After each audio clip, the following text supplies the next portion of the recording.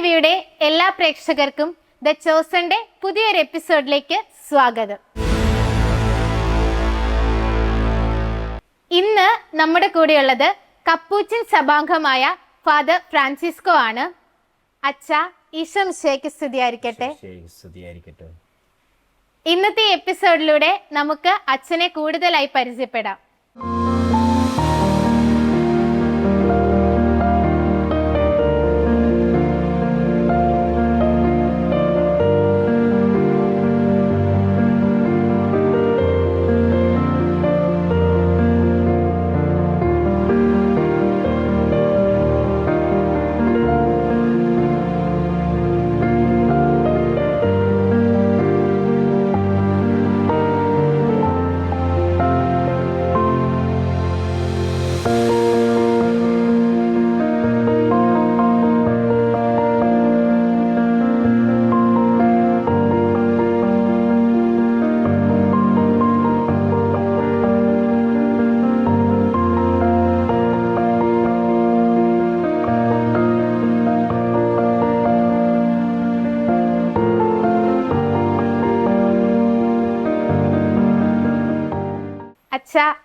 അച്ഛൻ ജനിച്ചതും വളർന്നതും ഒക്കെ ഈ കോതമംഗലത്തിന്റെ ഒരു അന്തരീക്ഷത്തിലാണല്ലോ. അപ്പൊ അച്ഛനെ കുറിച്ച്, അച്ഛന്റെ ചെറുപ്പത്തിലെ കുട്ടിക്കാലത്തെ കുറിച്ചും ഒക്കെ അച്ഛനൊന്ന് പരിചയപ്പെടുത്താവോ? ഞാൻ ജനിച്ചതും കുറച്ചു നാൾ വളർന്നതും ഇറ്റലിയിലാണ്. ഞാൻ ഇറ്റലിയിലെ റോമിലാണ് ഞാൻ ജനിച്ചത്. എൻ്റെ പേരൻസ് അവിടെ വർക്ക് ചെയ്യുമായിരുന്നു. എനിക്ക് 4 വയസ്സായപ്പോഴാണ് എൻ്റെ പപ്പയും അമ്മയും എന്നെ നാട്ടിലേക്ക് പഠിക്കാനായിട്ട് കൊണ്ടുവിട്ടത്. ഞാൻ വളർന്നത് നെല്ലിമറ്റം, കോതമംഗലത്തിനടുത്ത് നെല്ലിമറ്റം എന്ന് പറഞ്ഞ സ്ഥലത്താണ്. അത് കഴിഞ്ഞ് എൻ്റെ പഠിത്തമൊക്കെ പുരോഗമിച്ചുകൊണ്ടിരിക്കുന്ന സമയത്ത് കോതമംഗലത്തേക്ക് ഞങ്ങൾ വീട് മാറി, നെല്ലിക്കുഴി എന്ന് പറഞ്ഞ സ്ഥലത്ത് മാറി. അവിടെയാണ് താമസിച്ചത്. പിന്നെ ഈ അടുത്ത് ഇങ്ങോട്ടേക്ക്, ഈ വീട്ടിലേക്ക് ഞങ്ങൾ താമസം മാറുകയായിരുന്നു. കത്തീഡ്രൽ ഇടവകയുടെ കീഴിലുള്ള ഒരു വീട്ടിലാണ് ഞങ്ങൾ താമസിക്കുന്നത്. അപ്പൊ ഇറ്റലിയിലാണ് ജനിച്ചതൊക്കെ, റോമിലാണ് ആയിരുന്ന ആദ്യത്തെ കാലത്തൊക്കെ. ആ ഒരു സമയത്ത് അച്ഛനുണ്ടായിരുന്ന ഒരു അനുഭവങ്ങളെ കുറിച്ചൊക്കെ ഒന്ന് പങ്കുവെക്കാവോ, കുട്ടിക്കാലത്തെ കുറിച്ച്? ഞാൻ ഇറ്റലിയിൽ ജനിച്ചത് 4 വയസ്സ് വരെ അവിടെയായിരുന്നു. പിന്നെ ഓരോ വർഷവും അങ്ങോട്ട് പോകുമായിരുന്നു. എൻ്റെ ഓർമ്മകൾ എന്ന് പറഞ്ഞാൽ, എൻ്റെ പപ്പയും അമ്മയും ഓരോ പ്രാവശ്യം വെക്കേഷൻ വരുമ്പോഴും അവിടുത്തെ ദേവാലയങ്ങളിൽ, മനോഹരമായ ദേവാലയങ്ങളിൽ കൊണ്ടുപോകുന്നത് ഞാൻ ഓർക്കുന്നുണ്ട് ചെറുപ്പത്തിൽ. അപ്പോൾ വിശുദ്ധ പാതിരപ്പിയുടെ പള്ളിയിൽ കൊണ്ടുപോയത് ഓർക്കുന്നുണ്ട്. എല്ലാ പ്രാവശ്യം വിശുദ്ധ മരിയ കൊരേത്തിയുടെ പള്ളിയിൽ രക്തസാക്ഷിത്വം വഹിച്ച ആ വീട്ടിൽ എല്ലാ വർഷവും കൊണ്ടുപോയി അവിടെ പ്രാർത്ഥിക്കുന്നതൊക്കെ ഓർമ്മയുണ്ട്. സെൻറ്റ് പീറ്റേഴ്സ് സ്ക്വയറിൽ പോകുന്ന ഓർക്കുന്നുണ്ട്. ഇതെല്ലാം എൻ്റെ മനോഹരമായ, എൻ്റെ പേഴ്സണൽ ഡയറിയിൽ എൻ്റെ മനസ്സിലുള്ള കുറേ പിക്ചേഴ്സാണ്. പിന്നെ അവിടുത്തെ കൾച്ചർ എനിക്ക് ഒത്തിരി ഇഷ്ടമുള്ള കൾച്ചറാണ്. നമ്മുടെ ഇവിടുത്തെ നല്ലതെന്ന് പറയുകയാണെങ്കിൽ നമ്മുടെ സ്പിരിച്വാലിറ്റി, ഇവിടെ ഇന്ത്യൻ സ്പിരിച്വാലിറ്റി ഒത്തിരി നല്ലതാണ്. അത് നമുക്ക് അവിടേക്ക് ഒത്തിരി കൊണ്ടുവരാൻ നമ്മൾ ശ്രമിക്കണമെന്നാണ് എനിക്ക് തോന്നിയിട്ടുള്ളത്. ഇതെല്ലാം എൻ്റെ കുട്ടിക്കാലത്തുണ്ടായിട്ടുള്ള കുറേ ഇമേജസ് ആണ്. അവിടെ way of living the faith, അതൊക്കെ ഒത്തിരി ഇഷ്ടമുള്ള സംഭവമാണ്. അതെ. അപ്പൊ ഇറ്റലിയിൽ ജനിച്ചിട്ട് പെട്ടെന്ന് 4 വയസ്സുള്ളപ്പോ ഇങ്ങോട്ട് വന്നപ്പം ആ ഒരു ഷിഫ്റ്റ് അച്ഛന് ഭയങ്കര ബുദ്ധിമുട്ടായിരുന്നോ, അതോ ഈസിലി അഡാപ്റ്റബിൾ ആയിരുന്നോ? കൾച്ചറൽ ഷോക്ക് ഉണ്ടായിരുന്നു. നമ്മൾ ജീവിച്ച സാഹചര്യം എൻറ്റയർലി മാറുവാണ്. നമ്മൾ കണ്ടുകൊണ്ടിരുന്ന ആളുകളുടെ മുഖങ്ങൾ മാറുകയാണ്. ഏറ്റവും കൂടുതലായിട്ട് ഭാഷ, മലയാളം ഞാൻ ഇവിടെ വന്നിട്ട് പഠിച്ചത്. അപ്പോൾ ഇറ്റാലിയൻ ആണ് എനിക്ക് ഇച്ചിരൂടെ ഫ്ലുവൻറ്റ്. മലയാളം ഇപ്പോൾ ഫ്ലുവൻ്റായി. വായിക്കാൻ അത്യാവശ്യം കുഴപ്പമില്ല, എഴുതാൻ ഇച്ചിരി ബുദ്ധിമുട്ടുണ്ട്. പക്ഷെ ആ ഭാഷ പഠിക്കുന്ന ഇച്ചിരി പ്രശ്നമായിരുന്നു. പിന്നെ നമ്മുടെ സംസ്കാരത്തിൻ്റെ ഒത്തിരി നല്ല കാര്യങ്ങൾ ഇവിടെ വന്ന് പഠിക്കാൻ തുടങ്ങി. അപ്പോൾ ഇപ്പോൾ ഒരു ബ്ലെസ്സിങ് ആണ്. 2 കൾച്ചർ എൻ്റെ കയ്യിലുള്ളത്. അത് വലിയൊരു ബ്ലെസ്സിങ് ആണ്. ഭയങ്കര റിച്ച്നെസ് ആയിട്ടാണ് എനിക്ക് തോന്നിയിട്ടുള്ളത്. അതെ. അച്ഛൻ്റെ ഫാമിലിയിൽ ആരൊക്കെയാ ഉള്ളത്? സിബ്ലിങ്സും അതുപോലെ അവരുമായിട്ടുള്ള ചൈൽഡ്ഹുഡ് എക്സ്പീരിയൻസസ് ഒക്കെ ഒന്ന് ഷെയർ ചെയ്യാവോ? ഞാനാണ് എൻ്റെ വീട്ടിലെ മൂത്ത മകൻ. എനിക്ക് എൻ്റെ പപ്പയുണ്ട്. പപ്പയുടെ പേര് സന്തോഷ് എന്നാണ്. അമ്മയുണ്ട്. അമ്മയുടെ പേര് എൽസി എന്നാണ്. അമ്മ അവിടെ ഇറ്റലിയിൽ തന്നെ ഒരു നേഴ്സാണ്. പപ്പയ്ക്ക് ഇറ്റലിയിൽ ഒരു പിസ്സ കടയുണ്ടായിരുന്നു. എനിക്ക് 2 സിബ്ലിങ്സ് ആണുള്ളത്. എനിക്കൊരു അനിയത്തിയുണ്ട്. അവളുടെ പേര് സബ്രീന. അവൾ മെഡിസിൻ കഴിഞ്ഞിപ്പോൾ ഡോക്ടറായിട്ട് സ്വിറ്റ്സർലൻഡിൽ വർക്ക് ചെയ്യുകയാണ്.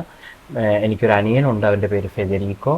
അവൻ ഫിസിയോതെറാപ്പി 2nd ഇയർ ഇറ്റലി തന്നെ റോമിൽ പഠിക്കുകയാണ്. ഇവരുമായിട്ട് ഞങ്ങളൊരു നല്ല ഫാമിലി, നല്ല ആ ബോണ്ട് ഒത്തിരി വളർത്താൻ ശ്രമിക്കുന്ന ആൾക്കാർ. അപ്പോൾ ഓരോ പ്രാവശ്യം വെക്കേഷനും ഞങ്ങളുടെ ഫാമിലി ടൈമിൽ ഞങ്ങൾ ഒത്തിരി സ്പെൻഡ് ചെയ്യുന്നു. എല്ലാവരും അവരവരുടെ തിരക്കുകളെല്ലാം മാറ്റിവെച്ച് ഫാമിലിക്ക് വേണ്ടിയിട്ട് ഒത്തിരി ടൈം സ്പെൻഡ് ചെയ്യണം. അത് ഒരു റിച്ച്നെസ് ആണ്, അതൊരു സമ്പാദ്യമായിട്ട് കൂടെ എല്ലാവരും കൊണ്ടു നടക്കുന്ന നല്ല ഓർമ്മകളൊക്കെയാണ്. അതെ, അപ്പൊ പപ്പയും മമ്മിയൊക്കെ ഇപ്പോഴും അവിടെ വർക്ക് ചെയ്തോണ്ടിരിക്കുകയാണല്ലേ? അമ്മ ഇപ്പോഴും വർക്ക് ചെയ്യുന്നു. പപ്പ അമ്മച്ചി ഉള്ളത് കൊണ്ട് നാട്ടിലേക്ക് തിരിച്ചു വന്നു. പപ്പ ഇടയ്ക്ക് വന്നും പോയിരിക്കുന്നു. ഓക്കെ, അപ്പൊ അച്ഛന്റെ സ്കൂളിംഗ് ഒക്കെ നാട്ടിൽ തന്നെ ആയിരുന്നല്ലോ. അപ്പൊ അതിനെ കുറിച്ച് എന്താ പറയാനുള്ളത്? എവിടെയാ പഠിച്ചതൊക്കെ? ഞാൻ 10th വരെ നമ്മുടെ ശോഭന ഇംഗ്ലീഷ് മീഡിയം ഹൈസ്കൂൾ കോതമംഗലത്ത് തന്നെയുള്ള ശോഭന സ്കൂളിലാണ്, CSN സിസ്റ്റേഴ്സിന്റെ സ്കൂളിലാണ്. പഠിക്കാൻ വലിയ ഇതൊന്നും അല്ലായിരുന്നു, ഒരു ആവറേജ് സ്റ്റുഡൻ്റ് ആയിരുന്നു. പ്രത്യേകിച്ച് ഭാഷയുടെ പ്രശ്നമുള്ളതുകൊണ്ട് അത് ഇച്ചിരി ആദ്യകാലങ്ങളിലൊക്കെ ഒത്തിരി പ്രശ്നങ്ങളായിരുന്നു. പിന്നെ പയ്യെ പയ്യെ അത് മാനേജ് ചെയ്തു. പിന്നെ ഞാൻ വൊക്കേഷൻ തിരഞ്ഞെടുത്തത്, അതായത് സെമിനാരി ചേർന്നത് +2 ശേഷം. അപ്പോൾ +1 +2 ഞാൻ പഠിച്ചത് ഇവിടെ കോതമംഗലം കത്തീഡ്രൽ പള്ളിയുടെ കീഴിലുള്ള സെയിൻറ്റ് ജോർജ് സ്കൂളിലാണ്, ഹയർ സെക്കൻഡറി സ്കൂളിലാണ് +1 +2 പഠിച്ചത്. അതിന് ശേഷമാണ് ഞാൻ സെമിനാരി ചേർന്നത്. അതെ, ഈ നാട്ടിലുള്ള ഫ്രണ്ട്സും അവരൊക്കെ ആയിട്ട് ഇപ്പോഴും നല്ലൊരു മെയിൻറ്റെയിൻ ചെയ്ത് പോകാനായിട്ട് പറ്റുന്നുണ്ടോ? ഒത്തിരി നല്ല ഫ്രണ്ട്സ് ഉണ്ട്. അതായത് ഇപ്പോഴും കുറേ വർഷങ്ങൾക്ക് ശേഷമാണെങ്കിലും വിളിക്കുകയും സംസാരിക്കുകയും നമ്മുടെ കുശലാന്വേഷണങ്ങളൊക്കെ നടത്തുന്ന ഒത്തിരി നല്ല സുഹൃത്തുക്കളുണ്ട്. അവരായിട്ട് ഇപ്പോഴും നല്ല ബോണ്ടുണ്ട്. ഒത്തിരി ഫ്രണ്ട്സ് ഉണ്ട് പറയാൻ പറ്റുന്ന രീതിയിൽ. എൻ്റെ കൂടെ പഠിച്ച ഒരു ഫ്രണ്ടുണ്ട്, അവള് സിസ്റ്ററാണിപ്പോൾ. അപ്പോൾ അങ്ങനത്തെ നല്ല നല്ല ഫ്രണ്ട്ഷിപ്സ് ഉണ്ട്.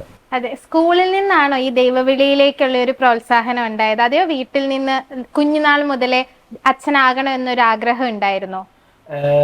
കുഞ്ഞുനാൾ മുതലേ ആഗ്രഹം ഉണ്ടായിരുന്നു, അച്ഛനാവണമെന്ന് ആഗ്രഹം ഉണ്ടായിരുന്നു. പക്ഷെ അങ്ങനത്തെ ഒരു ക്ലാരിറ്റി ഒന്നും ഇല്ലായിരുന്നു. സ്കൂളിൽ നിന്ന് ഉണ്ടായിരുന്നു ഒരു വൺ ഓഫ് ദ വേസ് എന്ന് പറയാം. ഏറ്റവും കൂടുതലായിട്ട് എനിക്ക് എൻ്റെ പേരാണ് എൻ്റെ ദൈവവിളിക്ക് കാരണം എന്ന് പറയാം. അതായത് എൻ്റെ ഒരു ഇച്ചിരി ഡിഫറെൻറ്റ് നെയിമാണ്. ഇവിടെ വന്നപ്പോൾ എനിക്കത് ഡിഫറെൻ്റ് ആയിട്ട് തോന്നി. ആ പേരിനെ പറ്റി അർത്ഥമൊന്നും അറിയത്തില്ലായിരുന്നു, ഇതെന്നാ സംഭവം എന്നൊന്നും അറിയത്തില്ലായിരുന്നു. അപ്പോൾ ഒരു ക്യൂരിയോസിറ്റിയുടെ പുറത്ത് തുടങ്ങിയ ഒരു ദൈവവിളി എന്ന് പറയാം. നെയിമാണ് ദൈവവിളിക്ക് കാരണമായത്. ഫ്രാഞ്ചെസ്കോ എന്നാണ് പേര്. അതൊരു സെയിൻറ്റ് ഫ്രാൻസിസ് ഓഫ് അസീസിയിലെ വിശുദ്ധ ഫ്രാൻസിസിന്റെ പേരാണ് പിന്നീടാണ് ഞാൻ മനസ്സിലാക്കിയത്. അപ്പോൾ അതിനെപ്പറ്റി കമ്പ്യൂട്ടറിൽ തിരയാൻ തുടങ്ങി. അപ്പോൾ എനിക്ക് മനസ്സിലായി ഇങ്ങനെ ഒരാളുണ്ടായിരുന്നു, അസീസിയിലെ വിശുദ്ധ ഫ്രാൻസിസ് ഉണ്ടായിരുന്നു. അപ്പോൾ ഞാൻ എൻ്റെ പേരൻസിനോട് പറഞ്ഞു നമുക്കൊന്ന് പോവാം, അസീസിയിൽ പോവാം. അങ്ങനെ ഞങ്ങൾ അസീസി പോയി. അവിടെ വെച്ച് ഫ്രാൻസിസിനെ കൂടുതൽ അറിയാൻ പറ്റി, ഒത്തിരി വായിക്കാൻ പറ്റി. അപ്പോൾ കുറച്ച് കുറേ സിമിലാരിറ്റീസ് തോന്നി. അങ്ങനെ കൂടുതൽ വായനയ്ക്ക് ശേഷമാണ് ദൈവവിളി കണ്ടെത്തിയത്. അങ്ങനെ അപ്പോ എന്താ ഒരു മോട്ടീവ് അല്ലെങ്കിൽ ഒരു ഇൻസ്പിറേഷൻ ആയി മാറിയത് ഈ അച്ഛനാകാൻ പോവാനായിട്ട്?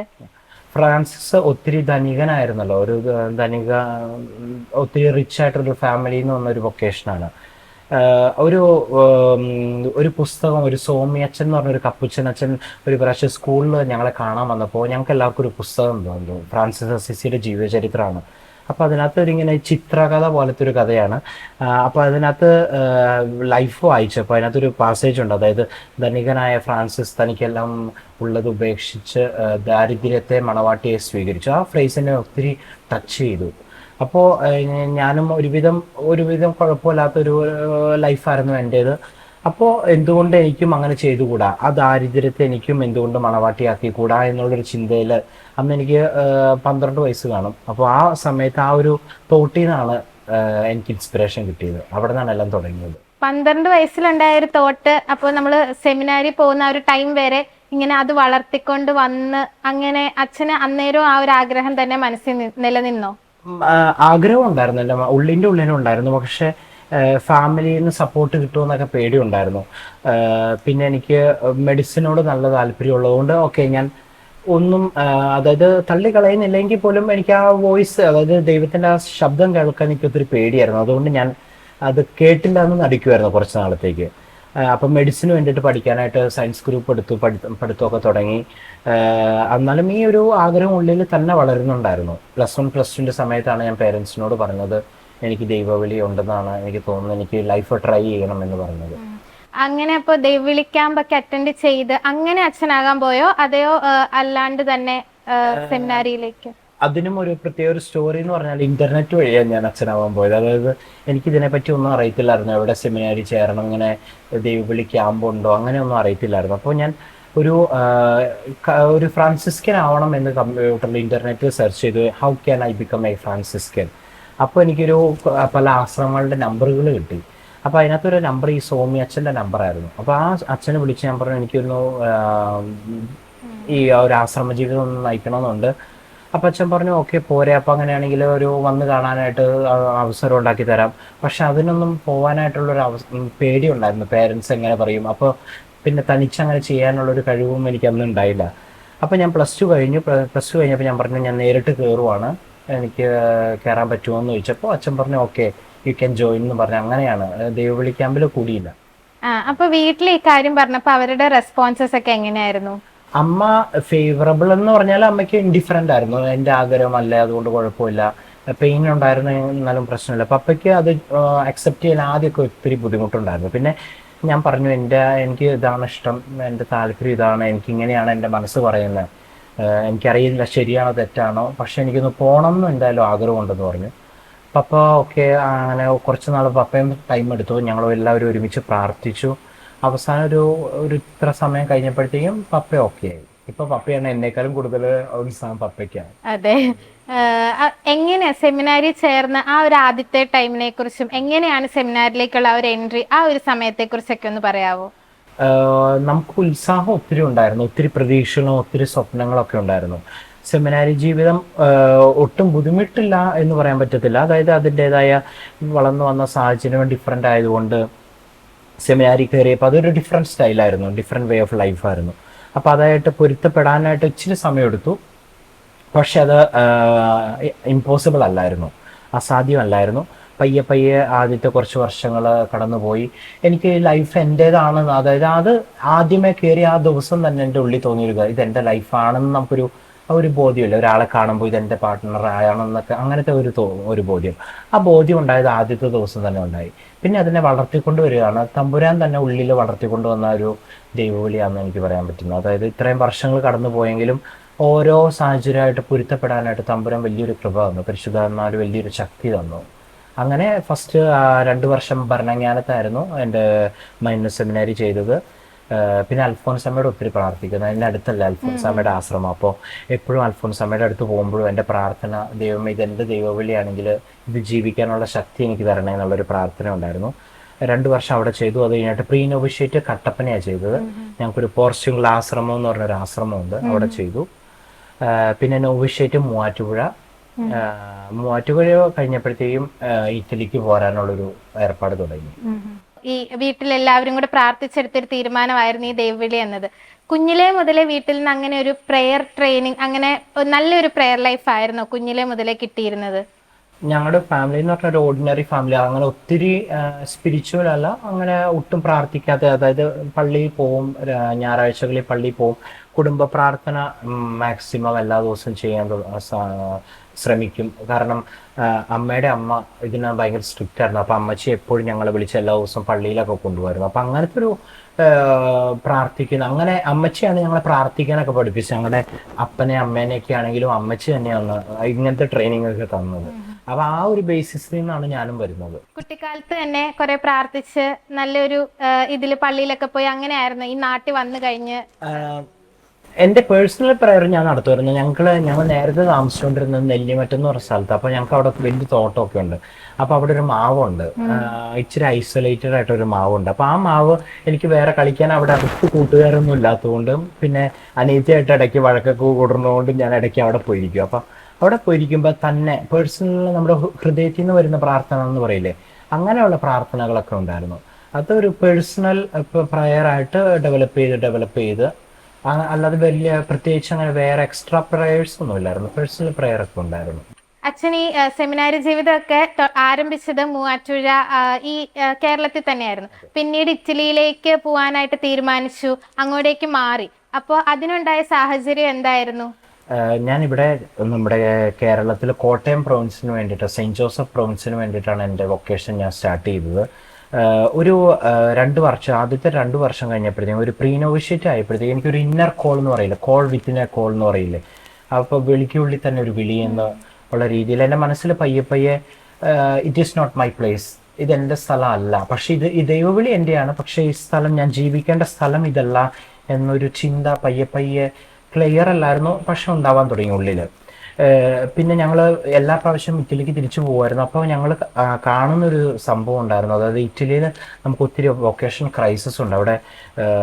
പ്രത്യേകിച്ച് ഡയസിസിൽ നിന്നൊന്നും ഒട്ടും ആൾക്കാരില്ല. അപ്പോൾ അങ്ങനെ ദൈവവിളി അച്ഛന്മാർ കുറവാണ്, സിസ്റ്റേഴ്സ് കുറവാണ്. ആ ഒരു കൾച്ചർ അവർക്ക് നഷ്ടപ്പെട്ടു തുടങ്ങിയായിരുന്നു. അപ്പോൾ why not there will be my mission, അവിടെ എൻ്റെ മിഷൻ അവിടെ ആയിരിക്കും എന്നുള്ളൊരു ഒരു ചിന്ത ഉണ്ടാവാൻ തുടങ്ങി പയ്യെ പയ്യെ. അത് കുറച്ച് വർഷം ഞാൻ ഒത്തിരി പ്രാർത്ഥിച്ചു, ഒരു 3 വർഷത്തോളം പ്രാർത്ഥിച്ചു. 3-ാം വർഷമാണ് എനിക്ക് ദൈവത്തിൻ്റെ ഉത്തരം കിട്ടിയത്. ഒരിക്കലും ഞങ്ങളുടെ കൂരിയ ജനറലിൽ നിന്ന് ഒരു അച്ഛൻ വന്നു, ഇന്ത്യൻ അല്ല ഈ അച്ഛൻ വന്നപ്പോൾ ഞങ്ങളെല്ലാം പരിചയപ്പെടുത്തി. അപ്പോൾ എൻ്റെ സ്റ്റോറിയൊക്കെ അച്ഛനോട് പറഞ്ഞപ്പോഴത്തേക്ക് അച്ഛനത് ഒത്തിരി സ്ട്രൈക്ക് ചെയ്തു. അപ്പോൾ അച്ഛൻ എന്നോട് പറഞ്ഞു this is not your place, അങ്ങനെ ഒരു വാചകം പറഞ്ഞിട്ട് അച്ഛൻ പോയി. അപ്പോൾ ആ ഒരു ശബ്ദം എനിക്ക് ദൈവിക ശബ്ദം പോലെ തോന്നി. അപ്പോൾ എൻ്റെ മിഷൻ ഇവിടെ ആയിരിക്കത്തില്ല, സംവെയർ എൽസ്. അപ്പോൾ ഞാൻ പിന്നെ റോമിലേക്ക് ഞാൻ പോകാനുള്ള ആരംഭങ്ങൾ, എനിക്ക് വിസ പ്രശ്നങ്ങളൊന്നും ഇല്ലായിരുന്നു, അവിടുത്തെ സിറ്റിസൺ ആയതുകൊണ്ട് നേരെ പോകാമായിരുന്നു. അങ്ങോട്ടേക്ക് പോകാൻ തീരുമാനമെടുത്തു. അവിടെ ഞങ്ങളുടെ ഏറ്റവും കൂരിയെ പോയി ഞാനൊരു എൻ്റെ അവസ്ഥയൊക്കെ പറഞ്ഞപ്പോഴത്തേക്ക് അവർ പറഞ്ഞു ഓക്കെ അവിടുത്തെ ഒരു പ്രൊവിൻസിൽ ചേരാം. അപ്പം ഞാൻ ഓർത്തു അവിടുത്തെ റോമൻ പ്രൊവിൻസ് ആണ് എനിക്കറിയാവുന്ന പ്രൊവിൻസ്, അപ്പോൾ അവിടെ ചേരാമെന്നൊക്കെ ഓർത്താണ് ഇരുന്നത്. കുറച്ച് നാൾ കഴിഞ്ഞപ്പോൾ ഈ അവിടുന്ന് ഒരു ഉത്തരം വന്നു, അതായത് റോമൻ പ്രൊവിൻസിൽ ചേരണ്ട, പാദ്രെ പിയോ പ്രൊവിൻസ് ഉണ്ട് സൗത്ത് ഇറ്റലിയിലാണ്, പാദ്രെ പിയോയുടെ പ്രൊവിൻസിൽ ചേർന്നാൽ മതി എന്നുള്ളൊരു ഡിസിഷൻ വന്നു. അപ്പോൾ ഓക്കെ പറഞ്ഞ് പാദ്രെ പിയോ പ്രൊവിൻസിലേക്ക് ചേർന്നു. പിന്നെയുള്ള എൻ്റെ ഫിലോസഫി തിയോളജി എല്ലാം അവിടെയാണ് ചെയ്തത്. അപ്പോൾ കുറെ നാൾ ഇവിടെ ആയിരുന്നല്ലോ ഫോർമേഷനൊക്കെ, അത് കഴിഞ്ഞ് ഇറ്റലിയിലേക്ക് ചെന്നു, അവിടെ വേറൊരു പ്രൊവിൻസിൽ. അപ്പോൾ ഈ 2 ടൈം ആ ഒരു ക്ലാഷ് ഉണ്ടാകുമല്ലോ നമ്മുടെ ലൈഫിൽ, അതിനെ അച്ഛൻ എങ്ങനെയാ മാനേജ് ചെയ്തേ? നേരത്തെ പറഞ്ഞാൽ എനിക്ക് എൻ്റെ ജീവിതത്തിൽ ഒത്തിരി ഇങ്ങനെ ക്ലാഷുകൾ ഉണ്ടായിരുന്നു. അതായത് ലാംഗ്വേജ്, അതായത് ഇവിടെ വന്നപ്പോഴത്തേക്കും പിന്നെ ഇവിടുത്തെ ഭാഷ പഠിച്ചു, അവിടുത്തെ ഇറ്റാലിയൻ മറന്നുപോയി പയ്യെ പയ്യെ, അവിടുത്തെ കൾച്ചർ നമുക്ക് അന്യമായി പോയി. തിരിച്ചു വന്നപ്പോൾ ഇതെല്ലാം പിന്നീട് പഠിക്കേണ്ട ഒരു അവസ്ഥ വന്നു. അതായത് ഇറ്റാലിയൻ പിന്നെ പഠിക്കണം, അതായത് ഫിലോസഫിക്കും തിയോളജിക്കും നമ്മൾ പഠിക്കേണ്ട രീതിയിൽ പഠിക്കണമല്ലോ, ഭാഷയ്ക്ക് നല്ല ഫ്ലുവൻ്റ് ആവണം. അപ്പോൾ എന്നെ ഒത്തിരി സഹായിച്ചത് എൻ്റെ കമ്പാനിയൻസ്. അവർ ഭയങ്കര വെൽക്കമിങ് ആയിരുന്നു. ഒരു ഇന്ത്യൻ ആണ് അങ്ങനത്തെ ഒരു വേർതിരിവോ അങ്ങനെയൊന്നും ഇല്ലാതെ അവരിൽ ഒരാൾ എന്നുള്ള രീതിയിൽ അവരുടെ കൂടെ കൊണ്ട് കിടക്കുകയും അതെനിക്ക് ഒത്തിരി ഹെൽപ്ഫുൾ ആയിരുന്നു. എൻ്റെ ലാംഗ്വേജ് ഒത്തിരി മെച്ചപ്പെട്ടു. ഫിലോസഫിയും തിയോളജിയും പഠിക്കാനായിട്ടുള്ള വലിയൊരു കൃപ തമ്പുരാൻ തന്നു. അത് ഇറ്റാലിയനിൽ പഠിക്കാൻ വലിയൊരു കൃപ തന്നു. പിന്നെ അവിടുത്തെ കൾച്ചർ എനിക്ക് ഫെമിലിയർ ആയിരുന്നു, അതുകൊണ്ട് അത് വലിയ പ്രശ്നമില്ലായിരുന്നു. ഞാൻ ചെയ്യേണ്ടിയിരുന്ന ഒരു കാര്യം, അതായത് ഇവിടുത്തെ ഇന്ത്യൻ കൾച്ചർ അവിടേക്ക് എത്തിക്കുക, എന്നെ കണ്ടുമുട്ടുന്ന ആളുകളിലേക്ക് എൻ്റെ ഒറിജിൻ ഇതാണ് എന്നുള്ളൊരു ബോധ്യം അവരിൽ ഉണ്ടാക്കുക എന്നുള്ളതായിരുന്നു എൻ്റെ മിഷൻ. അത് ഞാൻ സമയമെടുത്തു, ഒരു 6 വർഷത്തോളം സമയമെടുത്താണ് എനിക്ക് സാധിച്ചത്. അപ്പോൾ ഇവിടുത്തെ അച്ഛൻ പറഞ്ഞു ഇവിടുത്തെ ഈ സ്പിരിച്വാലിറ്റി പ്രെയർ ലൈഫ് ഒക്കെ അങ്ങോട്ടേക്കും എത്തിക്കുന്നത് നല്ലതായിരിക്കും എന്ന് പറഞ്ഞു. അങ്ങനെ എത്തിക്കാനായിട്ട് അച്ഛൻ എടുത്ത സ്റ്റെപ്സ് എന്തൊക്കെയാ? മെയിനായിട്ടും കണ്ടംപ്ലേഷൻ, അതായത് നമ്മൾ ധ്യാനിക്കുന്ന ഒരു രീതി ഉണ്ടല്ലോ, അത് അവർക്ക് ടൈമില്ലാത്തത് കൊണ്ടും സൈലൻസിന് അധികം പ്രാധാന്യം അവർക്ക് കൊടുക്കുക, അവരുടെ ഇച്ചിരൂടെ ബിസി ലൈഫ് ആയതുകൊണ്ടും പലപ്പോഴും കിട്ടാറില്ല, അപ്പോൾ അവർക്ക് ടൈം കിട്ടാറില്ല. അപ്പോൾ ഈ ധ്യാനത്തിൽ നിന്നാണ് എല്ലാം തുടങ്ങിയത്. അപ്പോൾ ഞങ്ങളുടെ ഇന്ത്യൻ സ്പിരിച്വാലിറ്റി എന്താണ്, നമ്മുടെ വേ ഓഫ് കണ്ടംപ്ലേറ്റിംഗ് മെഡിറ്റേറ്റിംഗ് എങ്ങനെയാണ് എന്നൊക്കെ പയ്യെ പയ്യെ അവിടുത്തെ ആളുകളിലേക്ക് എത്തിക്കാൻ തുടങ്ങി. എൻ്റെ കൂടെയുള്ള കമ്പാനിയൻസിനോട് എൻ്റെ കൾച്ചറിനെ പറ്റി സംസാരിക്കാൻ തുടങ്ങി. ഞങ്ങളിങ്ങനെയാണ് പ്രാർത്ഥിക്കുന്നത് എന്നൊക്കെ അവരിൽ ക്യൂരിയോസിറ്റി ഉണ്ടായി.